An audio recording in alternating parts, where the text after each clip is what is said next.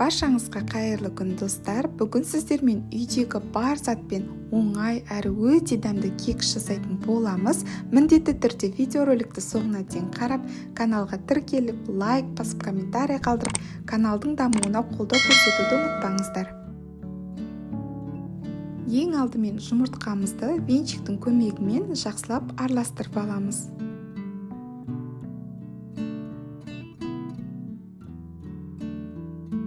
Жұмыртқамызды жақсылап араластырып алған соң, шекерімізді, ванильный сақырымызды салып, ертіп араластырамыз.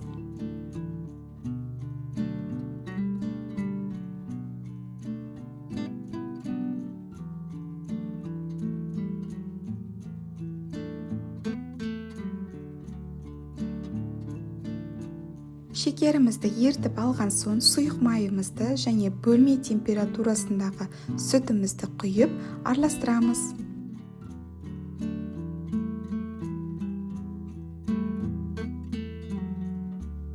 Сұйық массамыздың барлығын араластырып болған соң, електегі ұнымызға қопсытқышымызды салып, араластырып, сұйық массамызға ұнымызды аз-аздан сала отырып, венчиктің көмегімен араластырамыз.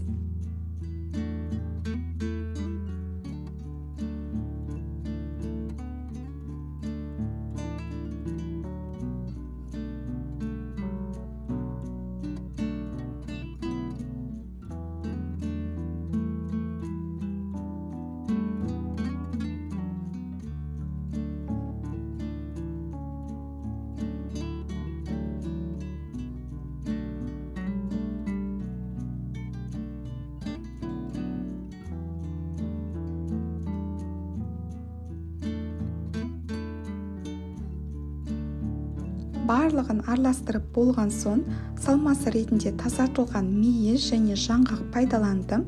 Сіздер кез келген үйдегі бар өнімді қоссаңыздар болады.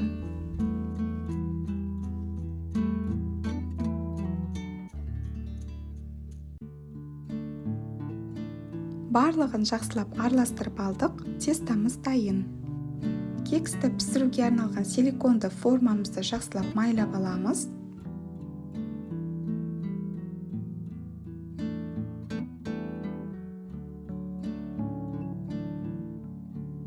Дайын болған тестамызды силиконды формаға құйып, қызып тұрған пеште 180 градуста 35-40 минут шамасында пісіріп аламыз.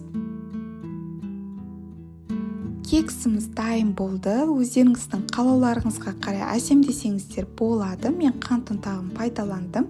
Өте дәмді шығады. Міндетті түрде осы рецептпен жасап көріңіздер.